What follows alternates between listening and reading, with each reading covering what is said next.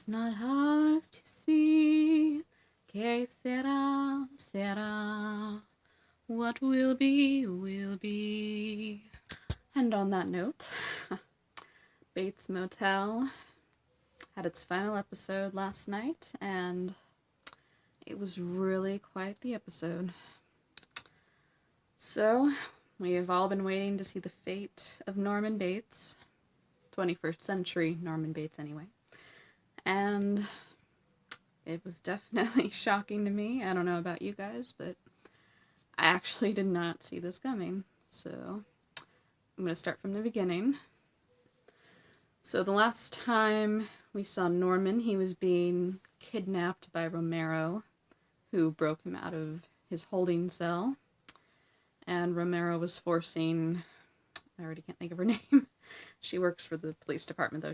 He was forcing her to drive them to where Norma's body was placed. And as we know, it was somewhere up in the mountains in the snow, so it would stay frozen. So they get to the place eventually. Romero lets the woman go, and he forces Norman to take him to the body. And when they get there, they dig up the body, and Romero is still very, very sad about everything, and he is apologizing to Norma. And Norman, or in this case it's still technically Psyche Norma, apologizes for his loss, and that sets Romero off. Romero attacks him, and things get pretty ugly for a while, and eventually Norman manages to grab the gun and shoots Romero. And this was actually surprising to me. I didn't think it would end up like this so quickly, too. But Romero basically dies, and this is where Psyche Norma actually takes her leave. And I don't know if it's because that part of Norman's mind felt Romero was still a threat and felt like it had to protect Norman. So once Romero was dead, Psyche Norma didn't have to exist anymore. Or because Norman himself killed again, and Psyche Norma can see that Norman can protect himself. I don't know. It's up for debate, unless you guys have some ideas. Because I was actually quite surprised that Psyche Norma left so early in the episode. And I actually thought it was going to be over, like, not that he was cured, but that part of him was going to be better. Let's put it that way. So, this is where things get interesting. Norman wakes up in his room with Norma, and clearly by the lighting you can tell that it's a dream. And he's so happy to see her, and everything's just colorful and happy. And then we see Norman laying on the ground outside in the snow, still there. And we learn that he's not just dreaming, he's actually hallucinating and believing that he's back to when he and Norma moved down there, or up there, to the motel. And he's just stuck in that world now. And I don't know if it's because it was a time before Romero existed in their lives, or just because it was the happiest time of his life. That would probably make more sense. But this whole scene was so creepy to me, just seeing him move around like he did back when they were moving and everything. He was driving and carrying dead Norma, and it was so creepy, especially with the blood and scars on his face. It just added to it. It was like a whole new level of disturbing. It was kind of like a new level of his psycho. Like, Psyche Norma's gone, but now there's another problem. It's like there's really no way to wake him up, in a sense. So basically he gets the dead body back to the motel, and he thinks life is dandy and everything's great. And meanwhile, Dylan learns that his brother has been kidnapped, and Sheriff Green is more concerned about getting the lady driver back than Norman, which, okay. But it was just kind of interesting that Dylan, he goes through a lot in this episode, but basically this is where it starts. He knows Norman's missing, and later he gets a phone call from Norman, and this is because Norman wanted to call Dylan after he checked in a family to the motel, and one of the sons' names was Dylan, so that got him to call Dylan. And Dylan is concerned. He knows something's not right, especially when Norman mentions their mother and talking like she's still alive.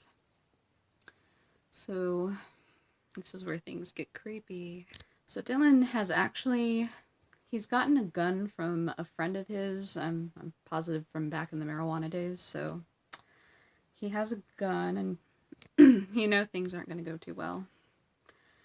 So he makes his way over to the Bates Motel, and he talks the family into leaving the motel, and he goes to confront Norman.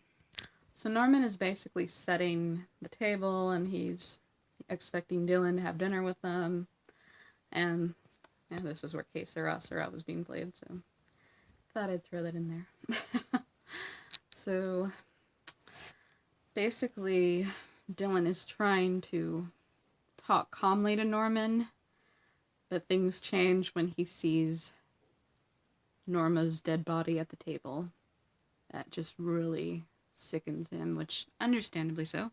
Actually, an earlier scene I forgot to mention, there was an exact shot, like from the movie, where Norman is carrying dead Norma out of the bedroom and down the stairs. And that was an exact shot from the movie, which was really neat that they threw that in there. Especially since we're not connected to the film anymore, but they keep throwing some homages in there. So anyway, back to the story. So Dylan is completely disgusted. He is definitely seeing 100% what is wrong with Norman now. And he tries to talk to Norman, trying to wake him up. But at the same time, he's realizing it's not going to happen because Norman is just really sick at this point. And he's really upset. He's going off like, I wish things could be different. I wish you could be happy. I wish Norma was still here. I wish the two of you could meet my daughter, that kind of thing, which I was really so sad when you're hearing all these things that are eating away at Dylan. All these things that he really wanted, something sentimental. He just wanted a happy family. And it's really sad when you realize that's not possible. It's not just him realizing that we're all going through it with him. Yeah. So things get really bad when Norman grabs a knife, thinking that Dylan is going to send him away to a mental institution and separate him from Norma because, like I said, he still thinks she's alive at this point. Again, in a different way. It's complicated. Anyway, so Norman comes at Dylan with the knife, and that is when Dylan shoots Norman. And as he's dying, we're seeing what he's seeing, and he's running through the woods, and he finds Norma, and they finally embrace. And as Norman breathes his last breath, he says thank you to Dylan. And it was really heartbreaking because Norman was reunited with Norma, like truly this time, not in his mind, but actually. And it's sad to think that was really the only way he was going to be happy. Yeah, it was really heartbreaking. Especially Dylan, he feels awful that he had to kill his brother, but at the same time he knew there was really no way of getting through to Norman. So that was the sad, shocking ending there. And then they show a montage of basically how life is going on after Norman's death. Emma and Dylan are still together, and their daughter is grown into a little girl now, and they're actually a happy family, which is nice. I was so relieved Dylan and Emma made it out. I was concerned about that this whole season, and I'm glad that they ended up having a happy ending, because they really did deserve it. And we see the motel being sold, and that's going to be an interesting adventure, huh? Hopefully, more stable families taking over. And we see Norma's grave, and Norman has now been added to the grave, buried next to her. And yeah, it's basically where it ended. So yeah, I don't know. This episode felt very interesting. It was almost like... it was kind of lonely to me. I felt the loneliness in it. Even though we saw other characters at times, it was mostly like we were with Norman or Dylan, and you could just really feel the loneliness. And it's really neat how they did that. And some interesting things that... I don't know if they meant to leave this unanswered, but we never actually learned what happened to Dr. Edwards. If you guys remember a few episodes back, Norman saw him and had tea or coffee with him out in public. And we later learned that Dr. Edwards went missing a year ago and was possibly dead. But we never actually learn if that, like, what happened exactly. And I'm guessing Norman didn't kill him because he wasn't included in the countdown of how many people Norman's killed. And it was never really hinted that he killed him. But it's most likely he had a hallucination of Dr. Edwards because a part of his mind was trying to wake him up to the truth. And that's what's interesting about that. But I still really kind of wanted to learn what happened to Dr. Edwards. I guess just have to leave it as a mystery. I suppose we can say he felt like he failed, or he had a... oh, I don't know how to say it. Anyway, let's just leave it at that. Another thing was, Chick was writing a story, and we never actually saw anything happen with that because Chick died and kind of in the middle of his work. I thought maybe his work would be published like after his death, but I guess that didn't happen. So that was kind of interesting to me. My friend and I kind of thought maybe he was writing Psycho, but that was not proven, so maybe not. Another interesting thing, when Romero and Norman were fighting in the woods, Romero pointed out that Norman killed her, and he wasn't believing it at first. So I wonder if... I had this thought, maybe Psyche Norma killed Norman and Norma, but I'm not sure. I'm really not. Because he suddenly realized that he killed her. And normally when he has blackouts, that means he's Norma.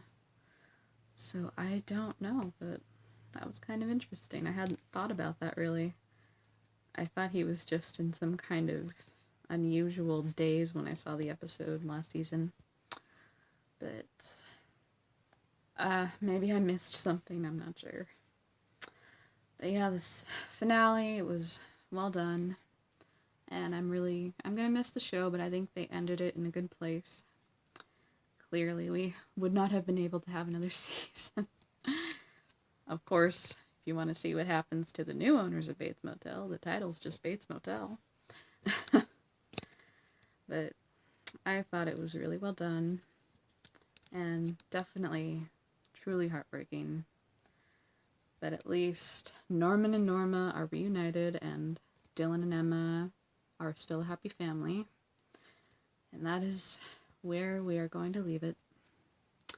Alright guys, it's been amazing, and I had fun doing these videos, diving into all of the psychology with the show, one of my favorite subjects, so yeah, it's definitely been a journey, and I hope I'll see you guys soon again. I do other videos as well. You can check out my feud videos, Once Upon a Time. I'm planning to do Outlander when it returns in September, so if you watch any of those shows, just find them on YouTube, and hopefully I'll see you there. Alright guys, have a good day, and hopefully I'll see you soon. Bye!